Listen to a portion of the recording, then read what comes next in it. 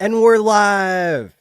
Hello and welcome to episode 206 of HEX Therapy Live. I'm your host, Maddie Allen. I've got a great show for you tonight. Joining me are two of the MAGA boys with a Z. I don't know if you caught, we just had an election in the United States and Donald Trump won, landslide victory. So these are two of the guys that were standing next to Trump when he got shot in the ear in Butler, Pennsylvania.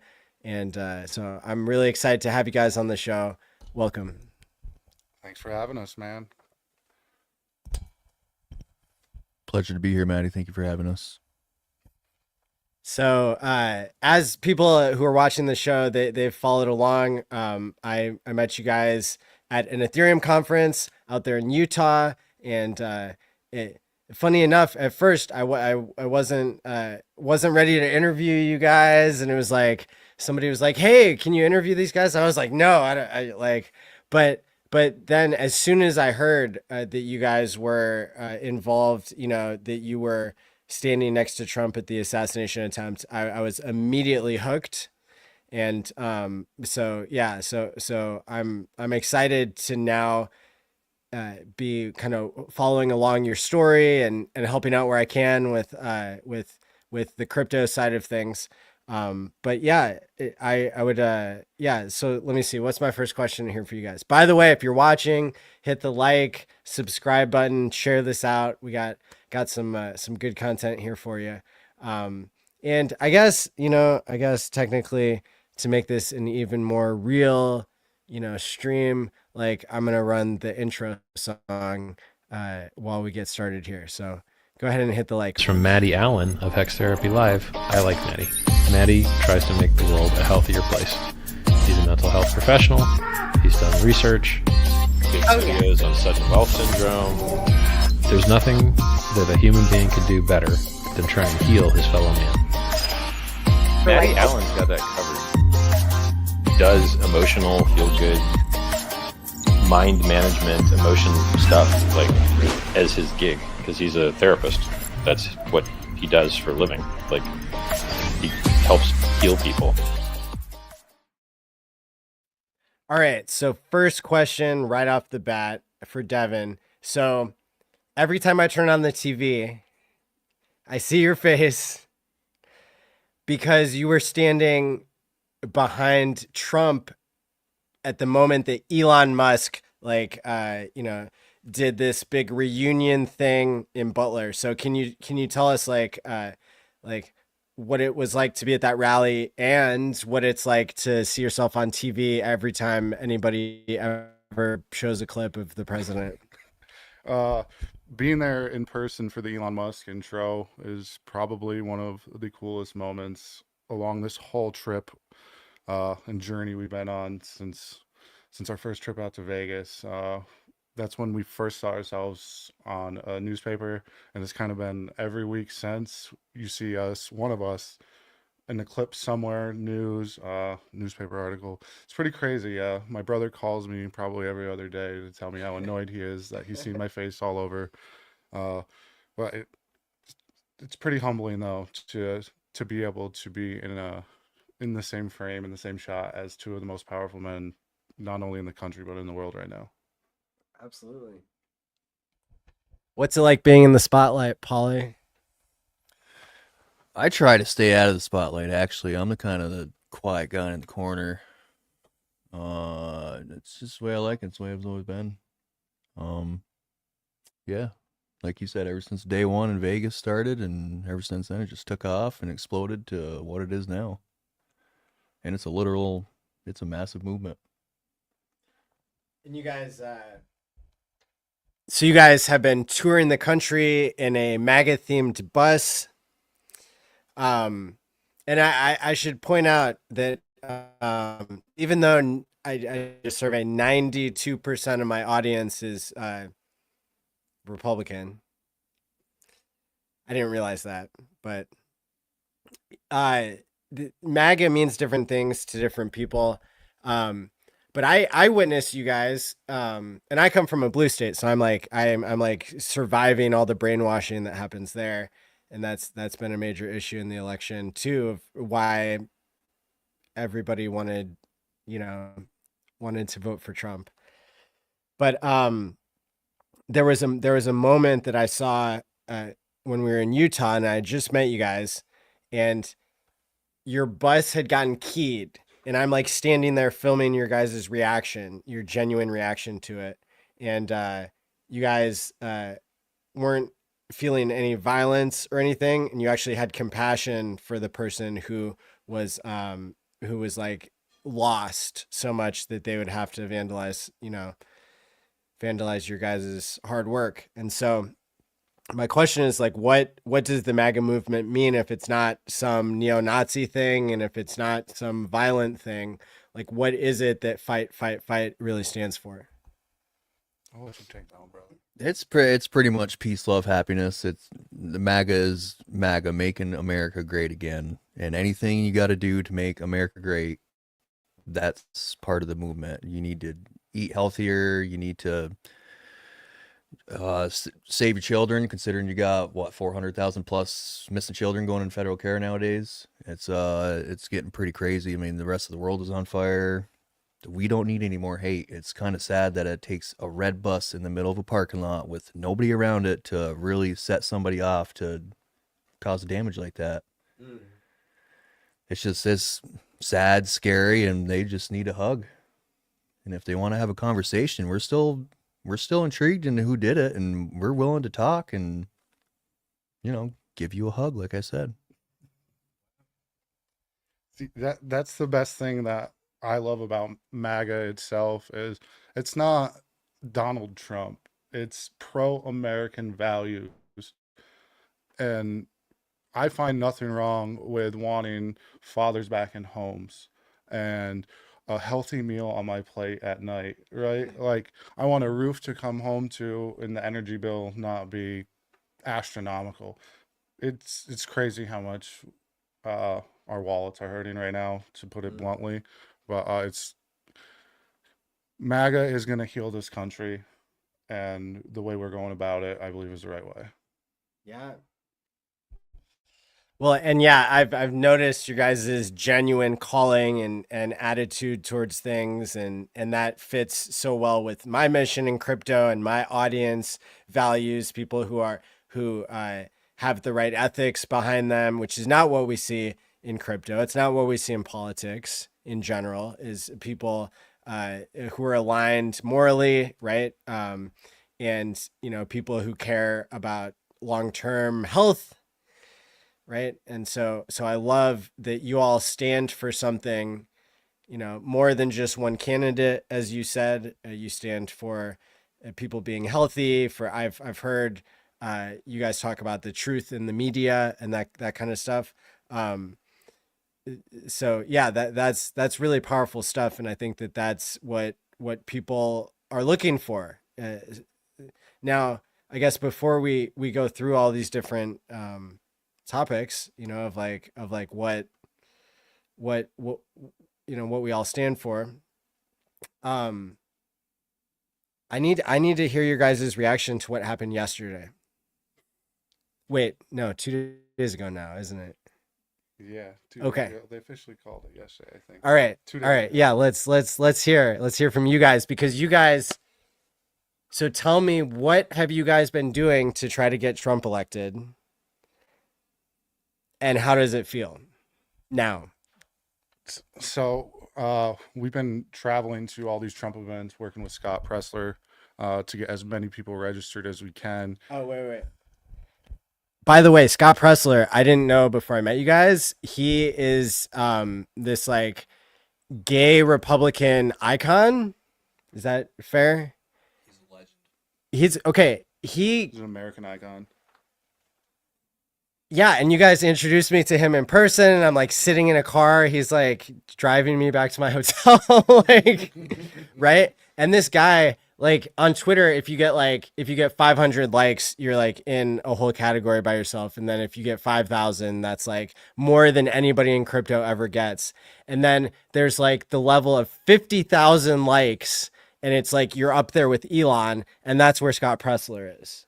Yeah. It's you know, 2 orders of magnitude more than any normal crypto. And I mean, there are a lot of crypto channels that have 1 million followers and they only get 50 likes because they've wrecked their audience and they've got fake followers and stuff. And so yeah, when you mentioned Scott Presler, like for my audience, maybe not everybody knows, or maybe I was just in the dark, but this is like one of the most viral people like in the world.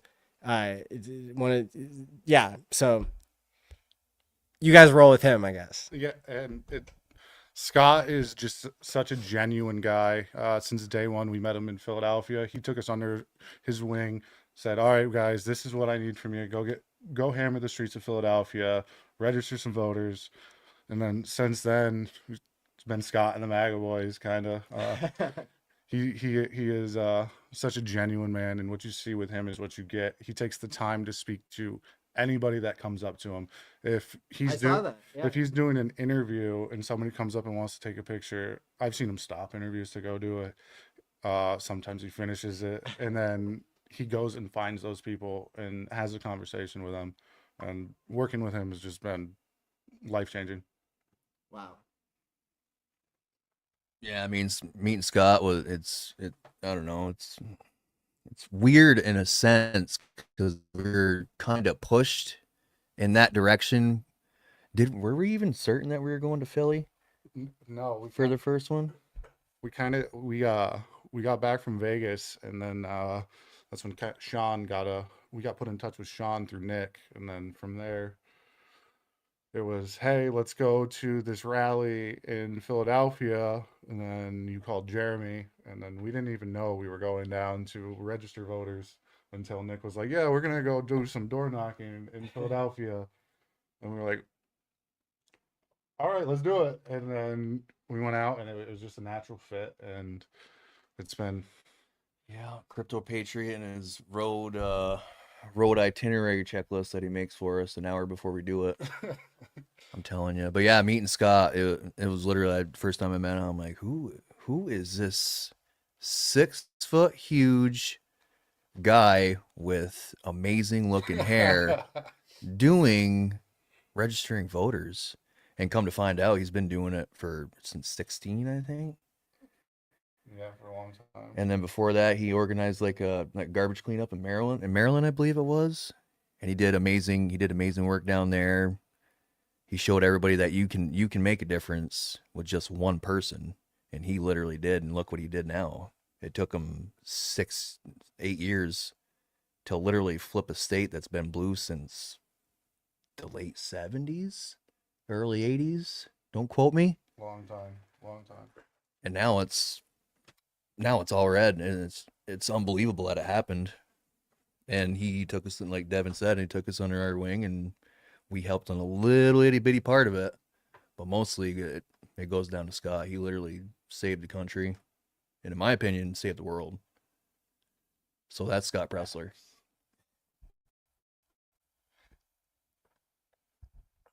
Yeah, it's that's just, it's so impressive that you guys, you know, I guess, did you know Scott for a long time before the Butler shooting, or was it really a bonding thing from that?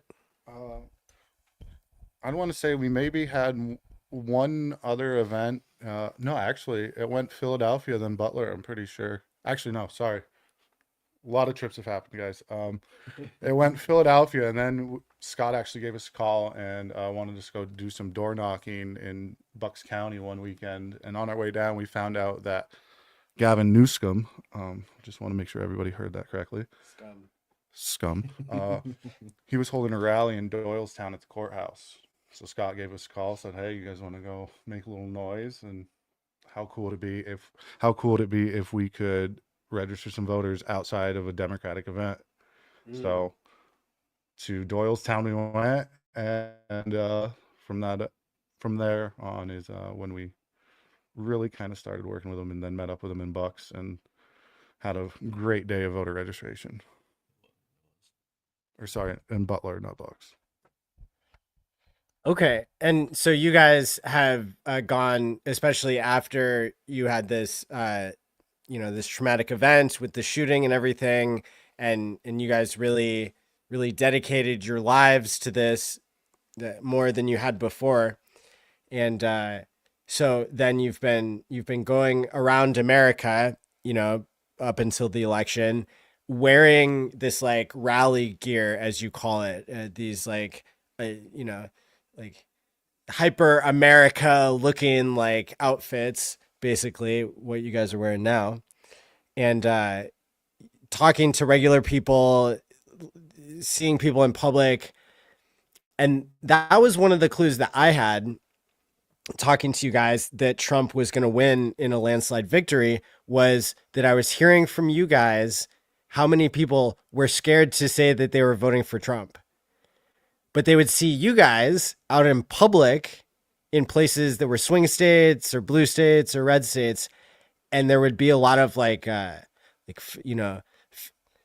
fist bumping in the air, like whispers of like, you guys rock. I mean, I rolled around with you guys at the Ethereum conference, and there were people like working, that they wanted to get pictures with you. It was, you guys were celebrities just kind of because how you were dressed was a statement, that kind of broke through the noise of just being in public. We would go out to eat, and there were lots of genuine like looks in people's faces, like they were thanking you guys for representing this thing that not everybody felt comfortable talking about. So tell me a little bit about what that was like, where maybe you experienced how when you go in public, people weren't used to being able to just tell a stranger, hey, I love Trump, but they, so yeah, anyway, like what's up with that? So I'm the quiet guy of the group, but when I put the gear on, it feels like a suit. It's like a suit of just big American armor, and it just gives you that confidence, and you just look to people and you're looking to spread it. You want to act like an infection. You look at people and say, you mind if I ask you if you're voting for Donald J. Trump? And they'll say yes. It's like, bro or ma'am, it's like, you can speak up. You're not going to get arrested for saying something. Not yet. We still have the freedom of speech. And it's just to get people like that. And it's come on. Don't you have kids? Aren't you sick and tired of paying $7 for a pound of ground beef at the store? Aren't you sick and tired of paying $4 a gallon in gas? I mean, it's really an infection, and plus, like when we're all five of us together, it's unstoppable. It really is. We're the loudest. How could I put this? The loudest force in any public venue that we go into, and it's noticed literally right off the bat. I've been saying, we're loud, we're proud, we're American. That has been my rally cry, I'd say. And don't be afraid to be an American. We have great values in this country, and they've been lost. But they're in there. We gotta pull them out of the bag and get back to those good values. Did you guys think so? Like, when did you know Trump was going to win the election? There were a lot of moments in my eyes, but the real defining moment was July 13th at 6:11 in the evening, when they took that shot and they missed. It was game over. It was their Hail Mary, and luckily our Hail Marys, if you get what I'm saying, those won out. Yeah, I agree with D here. That was the pivotal moment. I'd have to say mine was the fist in the air, the 3 fists in the air. That was the moment that America was literally glued to their TV, praying that he was okay, no matter if they liked him or not, because nobody wants to wish death upon anybody. That's not a human value that any sane person possesses. But yeah, that was the moment for me when I knew, There's no way. I think Joe was running then, wasn't he? I'm not sure. I couldn't keep track. They hadn't pulled them yet. Yeah, I'm. That was the moment. That was it for me. And America, I'm sure. And even for those people who didn't think the shot was the defining moment, I think the real defining moment is when a coup happened against Joe Biden and they just instilled Kamala Harris as their candidate. Aren't they the party of democracy? And then they just go outside the bounds of democracy. It's a little hypocritical, but that is their whole platform. So What would the world have looked like if Trump didn't win? I honestly don't even want to think about that. Just give it up to God's grace that he wasn't killed and he was able to secure victory on Tuesday. Well, the world in my eyes would probably look like a big old concentration camp, as much as I don't want to say that. That's what it would be like. You would have no political freedom. You wouldn't have any financial freedom. You wouldn't have any speech freedom. You definitely would not have any way to protect yourself, guaranteed. And it would be a horrible place for yourself to be in and your children, that's for sure. Oh, you almost said that. So America would not,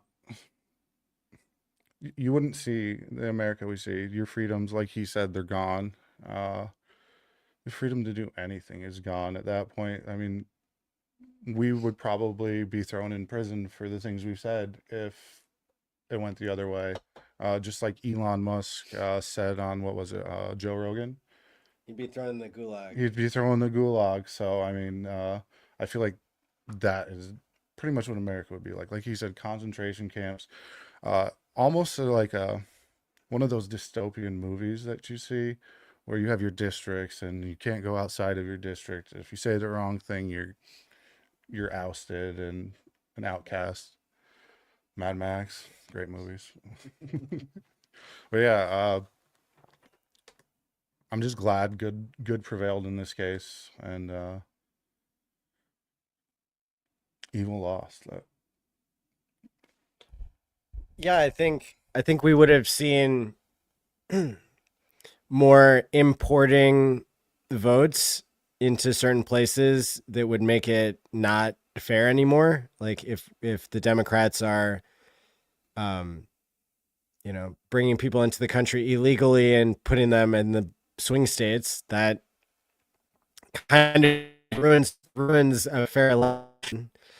Yeah, so I think that's a big difference of what would have happened. I think that and that was Elon's thing too, why he made such a big deal out of it. So okay, cool. And so we kind of have an image of what it would be like if Trump hadn't won on Tuesday.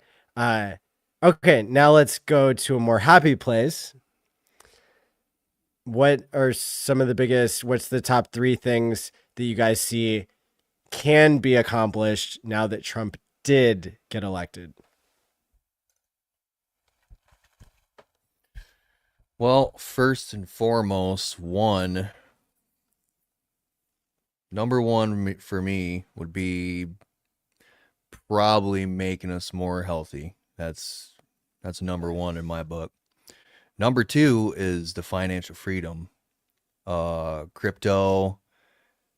Got something else that's cooking up about voting. Yeah. Voting on. Like having more fair elections. Yeah. Like paper ballots. Well, I'm talking digital. Like blockchain voting.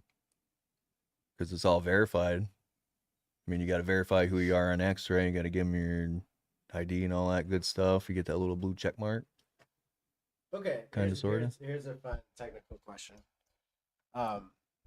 Okay. So the reason why voting hasn't happened already on the blockchain, other than like the corrupt politicians, blah blah blah, is like it's really hard to. Well, it's not really hard, but it's an extra step that we're not used to yet of like being able to sign something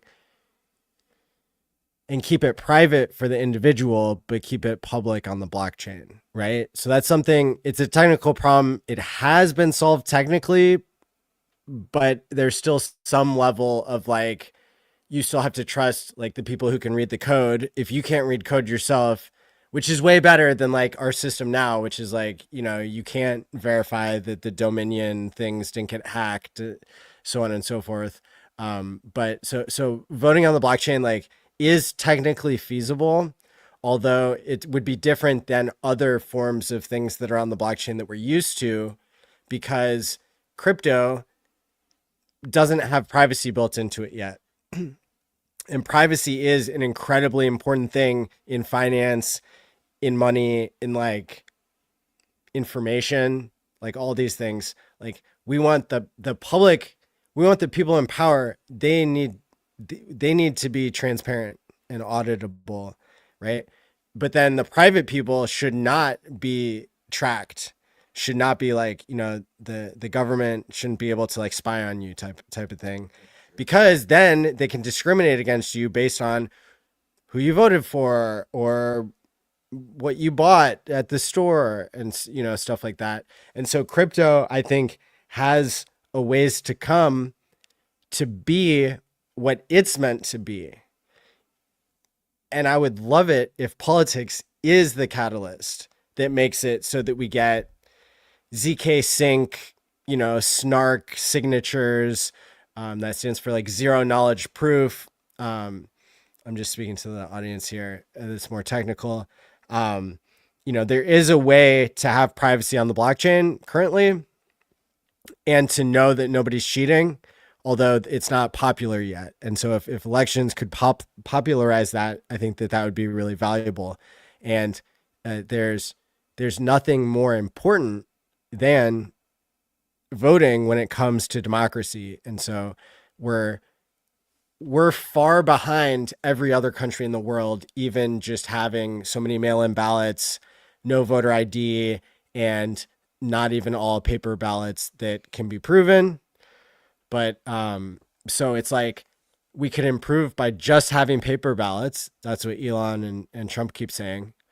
And then we can improve even more by having the right type of crypto technology that preserves people's privacy, but proves everybody voted only once, proves who was voted for, even though you can't see.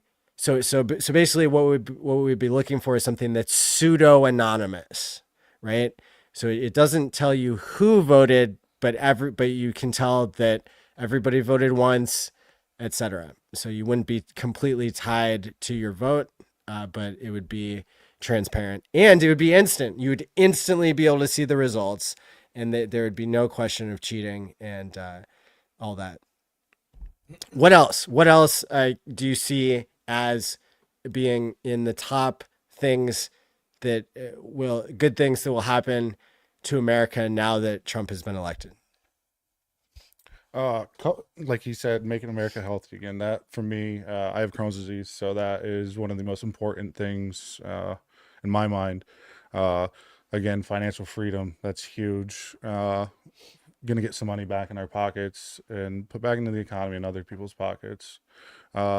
Third, I'd have to say the border finally being secure.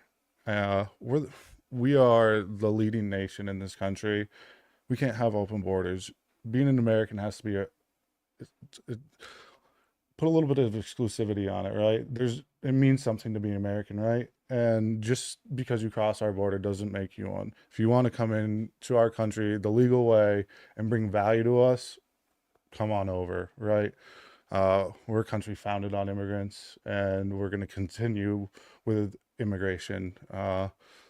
And let's see, what else would I be happy with? Taxes as well. I'm a firm believer that our forefathers fought for us to not have to pay taxes like we are. We're taxed on everything. And Trump coming in and wanting to cut let's see, Social Security taxes, no taxes on tips. My mother was a waitress growing up. That was a main source of her income. And I've watched her for years struggle to get by. And now that extra money, it's going to be huge. Tax write-offs, you're going to help everyday Americans put money back in their pockets. I think you talked about capping off interest rates on credit cards too. Yeah, I heard something like 10%. I think so. Yeah, capping off at 10% and all credit card interest. I thought that was amazing. I would imagine the same thing would apply for mortgages. You know, anything that anybody collects interest on. That'd be nice if they had a cap and you're not paying, 35, 40% APR.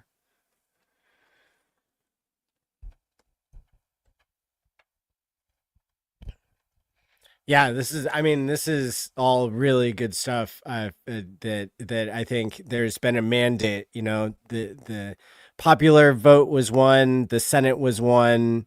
They were looking for any county that Kamala had won, and it was very few because there's such a mandate, because there's such a strong majority of people that want Trump to be back in, and now will be.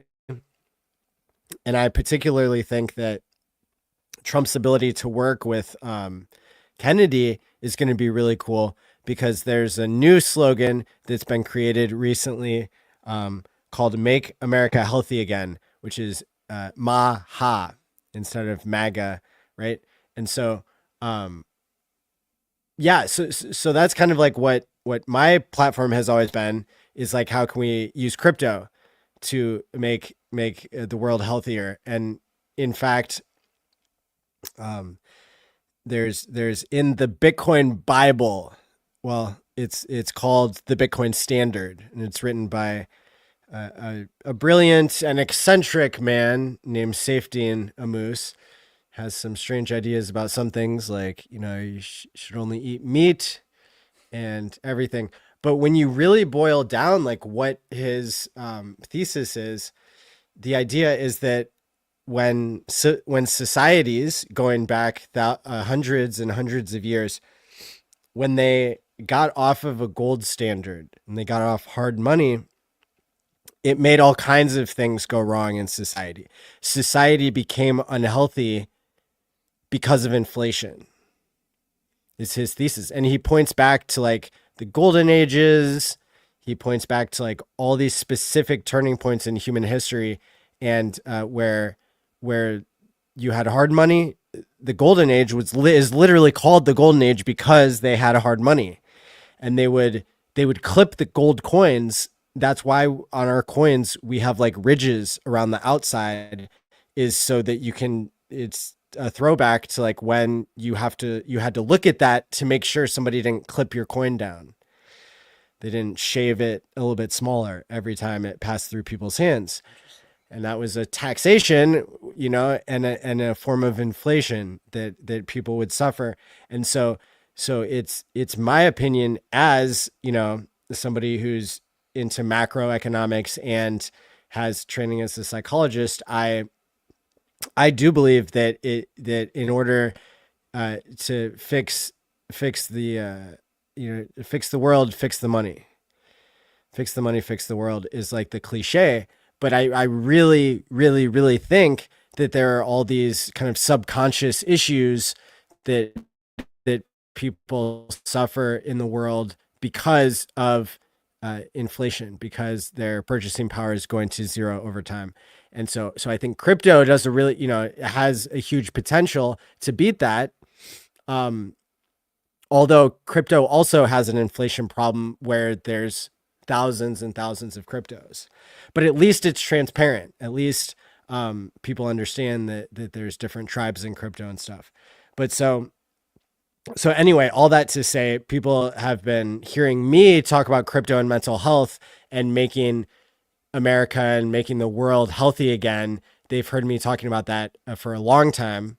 And it does come down to like the foods that we eat. Even one of my childhood friends, his dad had invented a genetically modified form of corn that made saved millions and millions of people from starvation.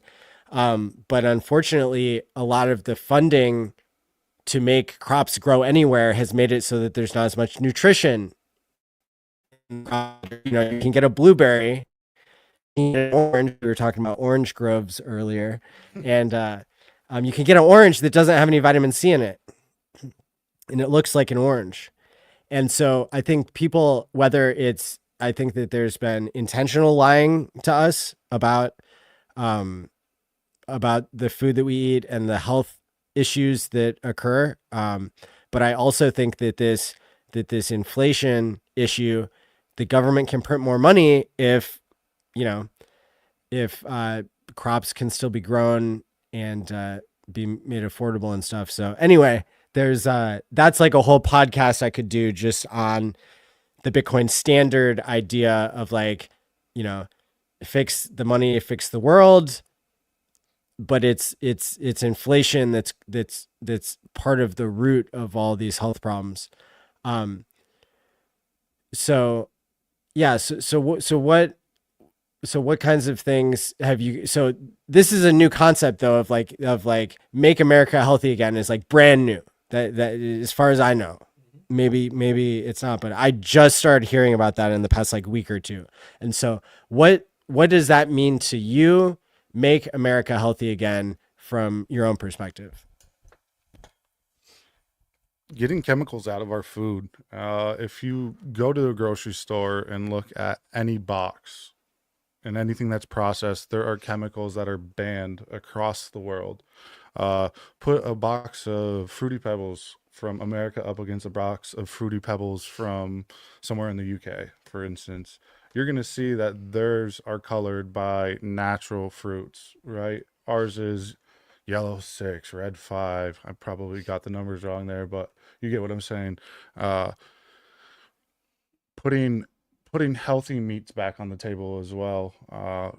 Not all these chicken farms where you hear that they have tubes stuffed down their throat to make them bigger, and fast food as well. Our country relies on fast food way too much, and if we're gonna do that, why can't we have a healthy burger somewhere, right? I love burgers, but there's no healthy place to go get one. Yeah. So in order to make enough food so that you don't have to take those shortcuts, the cost of food would be going up more than it is now because they keep printing more money. And so the government has this huge incentive to subsidize agriculture and farming and everything, so that they can keep printing more and more money and pretend like you're still getting the same quality of food, but you're not getting the same quality of food. And so, yeah, exactly what you're speaking about, I think, is part of this fiat problem, so to speak. And there, for how much of an advocate I am for this idea, I should have already read the follow-up book, The Fiat Standard, which talks more about this, but it's basically the same idea as in the Bitcoin standard. So yeah, that those are really good examples of where society has been taking shortcuts, and if we didn't take shortcuts, then the food would cost even more than it costs now. And so maybe if we stopped printing all this money and wasting it, then the cost of food wouldn't go so high that so many corners had to be cut. People could afford healthy food like they could in years past. Okay, same question for Paulie. Yeah, it's pretty much they make it so it's cheaper to go out to eat to, McDonald's, Wendy's, Subway, and versus going to the store and actually buying your dinner. They just want a fat, lazy, compliant society. That's why, I don't know, 6 out of 10 people you see walking around are probably 300 on the hoof. You ever been over to China and see an overweight person? I really haven't. Russia? You don't see too many overweight Russians. I mean, You come to America and it's literally on every corner and every sidewalk. Half the people use those little power scooters to go down the sidewalk because they can't walk anymore because their ankles turn into legs. It's really sad. It is. But like I said, they make it so expensive at the store that if you go buy a head of lettuce, it's $10. It's nobody's gonna pay $10 for a head of lettuce, even though that head of lettuce has a bunch of pesticides and who knows got what else, bugs. Even though Klaus Schwab wants us to eat these bugs, we're not gonna. And they just I'm glad we got a little bit of confidence back now that we have an administration that's actually concentrated on making our country more healthier for us, for our children, for the generations to come. They got some work to do. Yeah, so I was telling you guys earlier tonight, one of my formidable experiences is that I worked in a laboratory where we paid people $1,000 to quit smoking tobacco cigarettes. And it's my dream that like maybe making America healthy again could involve crypto in this way, where it had always seemed like a paradox to me. People can spend thousands of dollars of their own money on cigarettes over the course of smoking every day. And then, but if somebody else is paying them $1,000 to quit, then they can suddenly do it. And so it's this like kind of custody problem, or if you already have the money, it can't motivate you like it could if it was, somebody else was paying you. And so this idea that maybe that people can pay themselves to do healthy behaviors like quitting smoking, exercising, eating right, whatever it is that you're wanting to do, people could use smart contracts and crypto to do that. And so I actually invented, along with my co-founder, a smart contract that allows people to pay themselves to do a goal. And my first like way that I tested this on myself is I paid myself $10,000 to write of money that I already had. I paid myself $10,000 to write the first chapter of a book about Time Pays Me, the name of the protocol, about this self-payment for self-improvement. And so that's my like shameless shill there, but it was it's really been a passion project of mine for all these years, and having launched it about a year and a half ago now, and it's like, the fee is so low, it's like a third of the cost of like doing a single swap. Like if I wanted to swap from like dollars to Ethereum, like that's 0.3%, and my protocol is like 0.1%. So it's like about as close to free as you can get without being free, because some people, they don't value things that are free.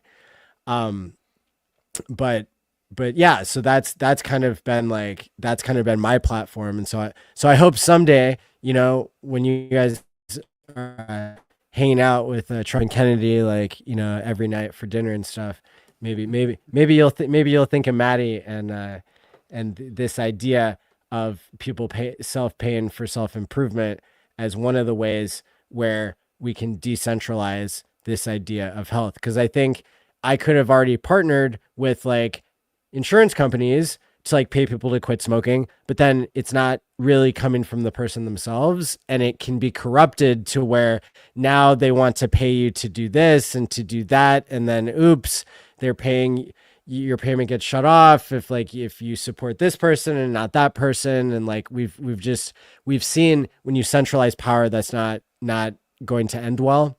And when you decentralize, like I wouldn't want to wake up in some dystopian nightmare where like, in order for somebody to put food on their table, they have to like do whatever the insurance company says. Like the insurance company has too much power in that situation. And so, yeah. So yeah. I'll have to show you guys the ropes to that and see because right now even though I've developed the technology, you guys probably know that like the interface for crypto is really bad. Like if you want to back up your private key, or you want to like use a hardware wallet, or like even to swap something on Ethereum, like that's not on a centralized exchange, that's not like going through a middleman, is like it's really hard to teach somebody how to do that. But there are apps that are catching up and making it easier for people to do stuff. So I'm hoping someday all of this crypto and mental health, crypto and making America great is it'll catch it, that it'll become easier for people. Now kind of pivoting a little bit, I know another piece of your guys' platform is memes. So can you guys tell me a little bit about memes and why that is like why that's relevant to your movement? Memes are, I'm sure you've heard Crypto Patriot say this a bunch of times. They are the modern day political newspaper comic strip. And that's how newspapers, how our parents got their news, right? Ours comes from the internet. And what better way to capture somebody's attention than a bright, flashy picture or funny words on a picture, right? And if you can take that to highlight an injustice or something great that happens in this country, that should be done more. And we have a lot of creative people in this country that make awesome memes. I mean, I'm sure we could pull up Twitter right now and find 4 or 5 gold memes within the first 10 seconds, right? For us, these memes put the power back with the people. And that's what I'm excited for most about our project, is seeing what the people have to bring. Cool. Yeah, I mean, what's really cool about the meme thing is that it really, if you incentivize people to dig crypto degens, really, in essence, and you just have them go dig and you find the good stuff, and if they get the good stuff, you just give them a piece of the pie, in essence, and then you just take that nice piece of pie you gave them and you go expose whatever corruption's going on inside the government, inside politicians, even right down to school board members. You never know who's on top of a school board, because 9 times out of 10, there's probably a lot of parents that don't go to school board meetings. I do, because I have 4 kids. I go to almost every single one. Well, not recently because of all our movement and everything, but I'm going to start going back now. But you never know who's on a board, and you just don't know unless you know that person that knows that person and they know who they really are. You're not going to find that out unless you incentivize that person to say, hey, we need to get them out and get somebody in there that actually gives a darn about kids, actually wants to educate kids. That same thing works for the government. I mean, you just give people incentives and you'd be surprised what they can do and what they can dig up.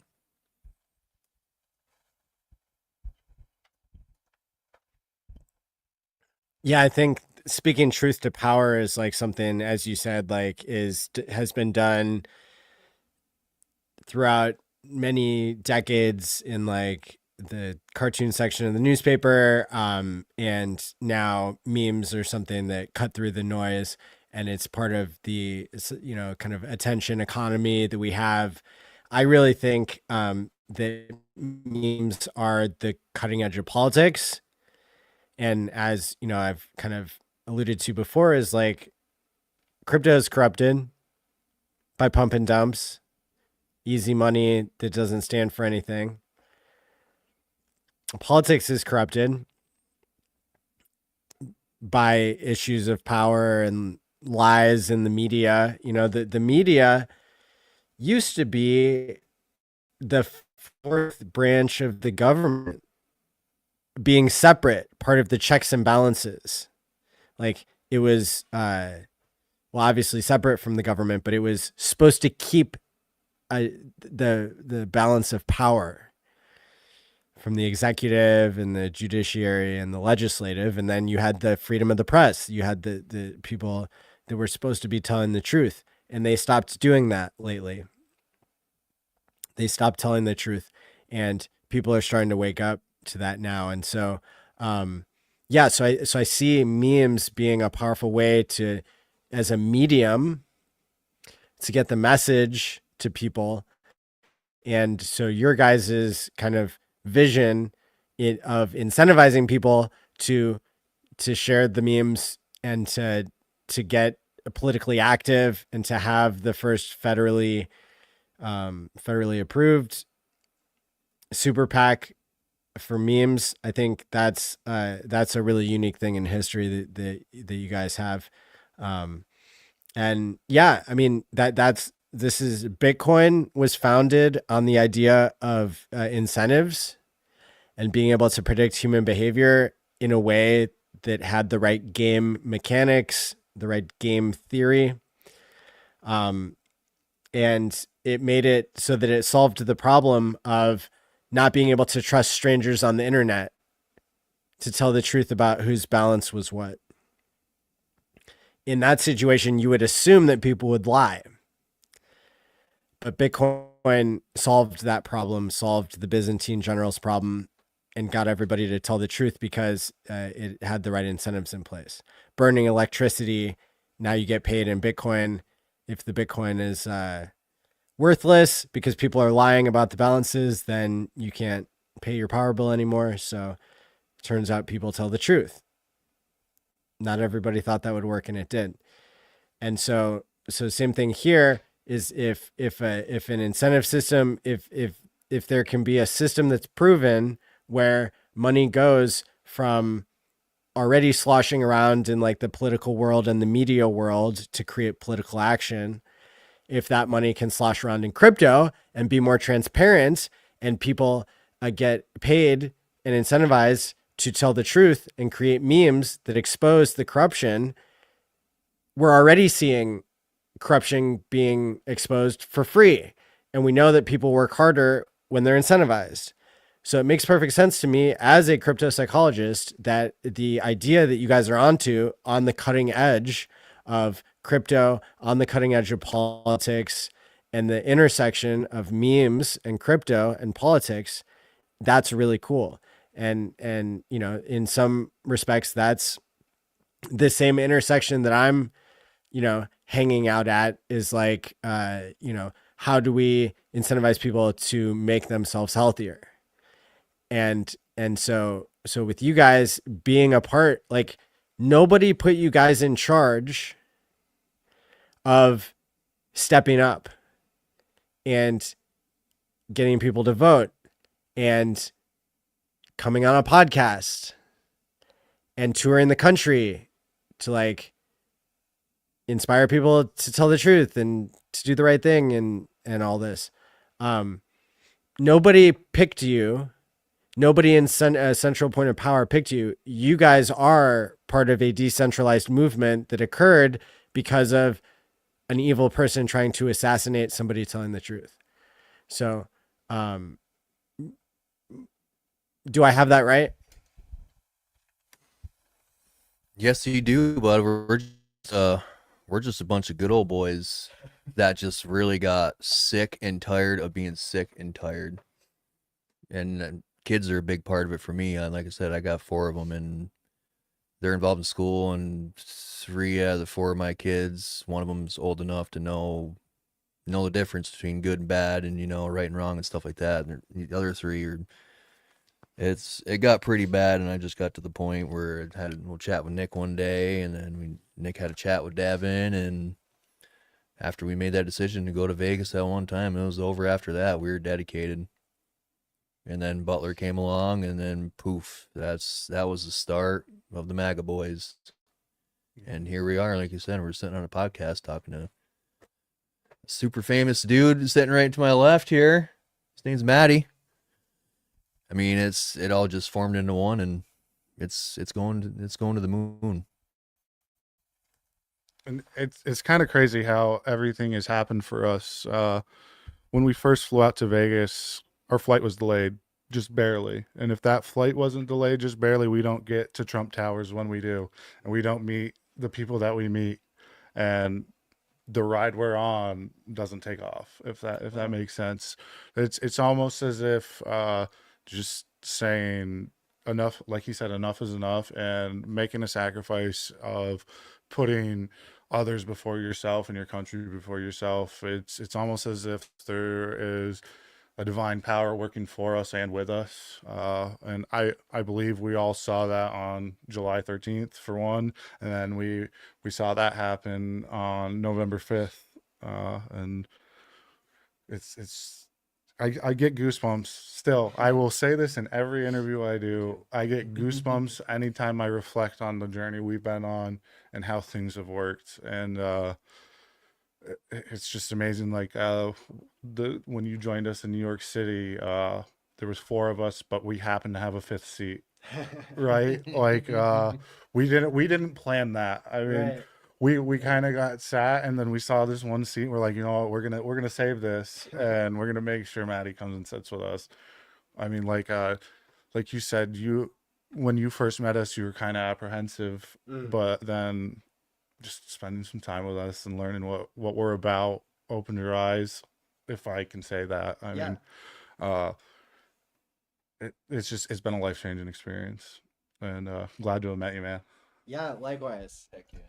Likewise. Yeah, and I think like you guys just said, everything seems to be happening for a reason, and more, especially in the past month, I've felt that, and everything that brought us all together, I think, seems to be just heaven sent. And so yeah, I'm just like, I'm so excited to see where all this goes. I can say the crypto community that I've been involved with, basically sees the genuineness and the inspiration. We don't see that a lot in the rest of crypto. And so when you guys came along, I knew that you were, there would be a really good opportunity to cross promote each other, and to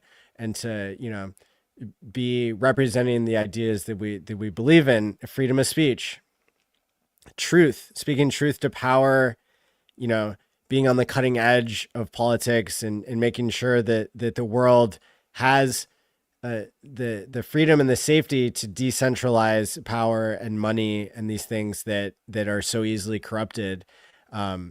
So yeah, I'm really excited about where all this is headed. And this week in particular, with Trump winning, that kind of we're off to a good start, I guess. So yeah, let me see. With that being said, I know I linked your guys's individual. Yeah, I was gonna say the other thing about like the people who are watching now.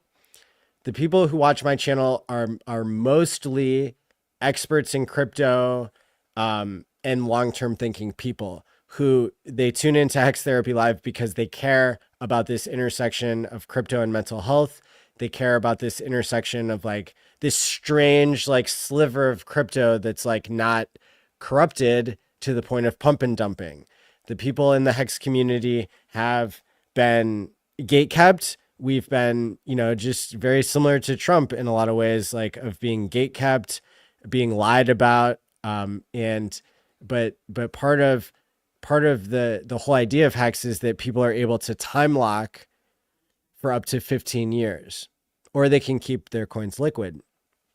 And this community has now been around. I was originally a Bitcoiner, and Hex was given free to Bitcoiners. And so I was like a Bitcoin maxi, and then I got a little bit of Hex for free. And I said, wait a second, you're telling me that people can time lock their crypto in a smart contract without a middleman?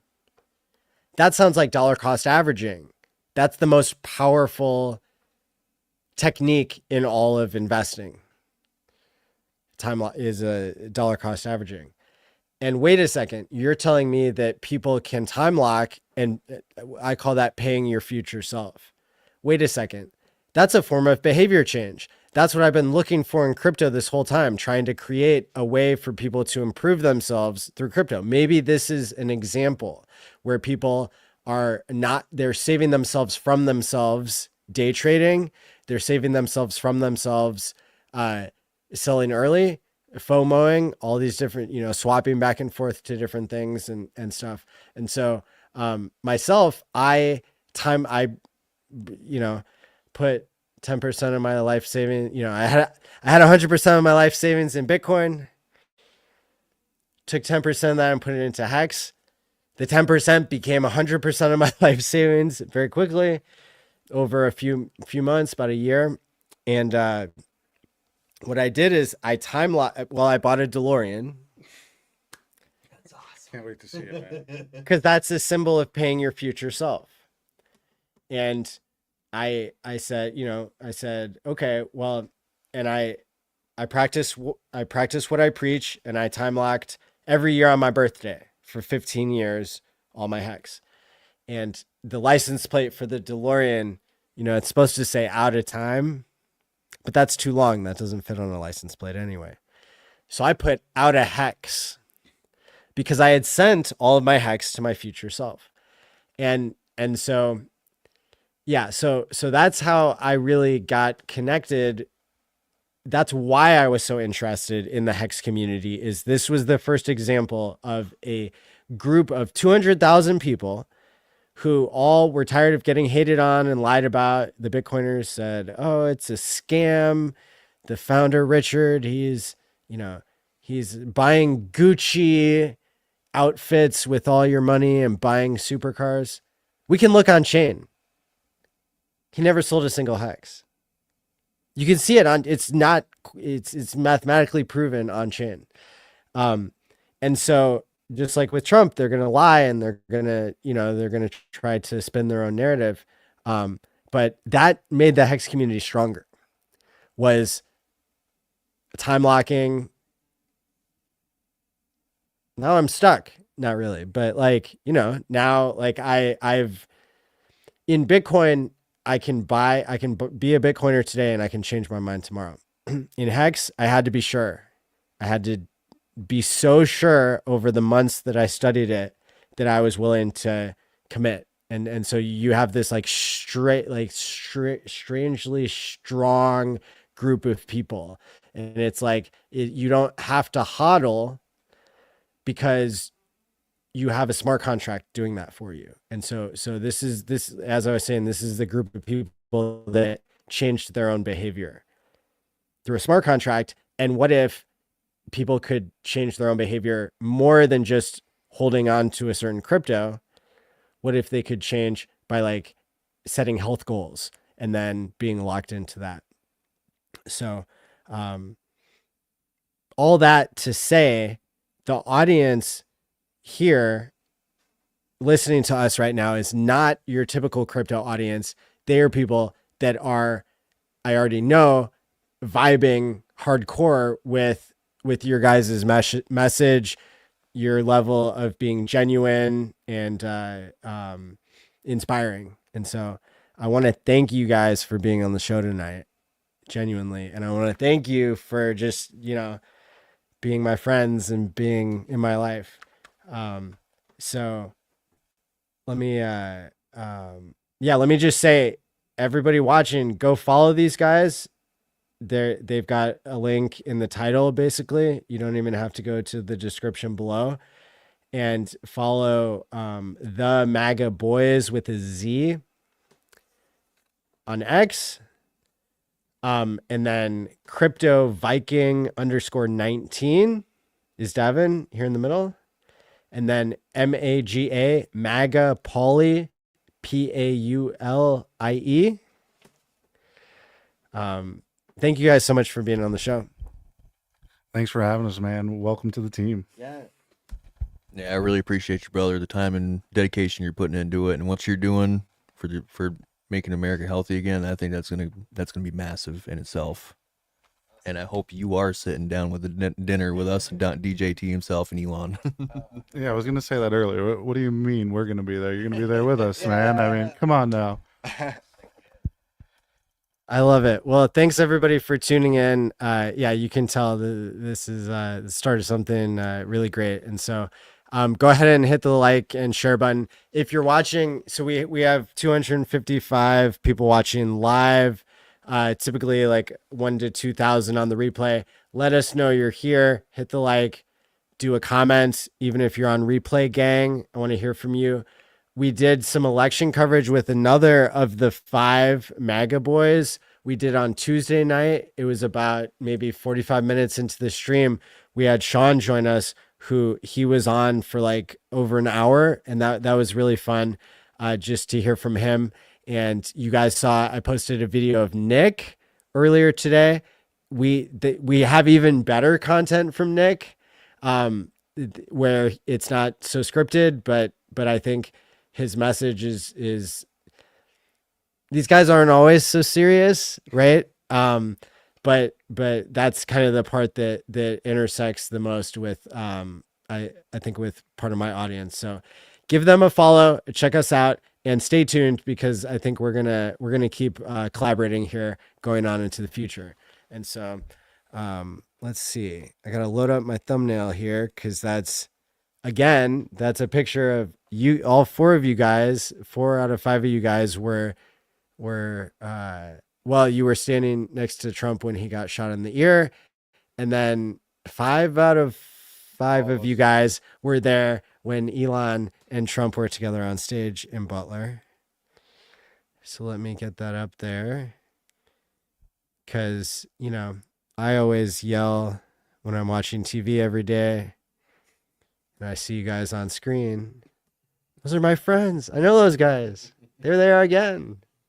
Wait, you were on The View today or something? Yeah, yesterday I saw myself on The View. I guess I made a Kamala anti-Trump commercial too. I'm still waiting to see it. So if anybody can find that, send it my way, because I definitely want to check that out. Totally. Well, yeah, thanks again for being on, guys. So let's see. Until next time, stake wisely, my friends, and peace out. Let's see here. It's from Maddie Allen of HEX Therapy Live. I like Maddie. Maddie tries to make the world a healthier place. He's a mental health professional. He's done research. Videos on sudden wealth syndrome. There's nothing that a human being could do better than try and heal his fellow man. Maddie Allen's got that covered. He does emotional, feel-good, mind management, emotion stuff, like, as his gig, because he's a therapist. That's what he does for a living. Like, he helps heal people.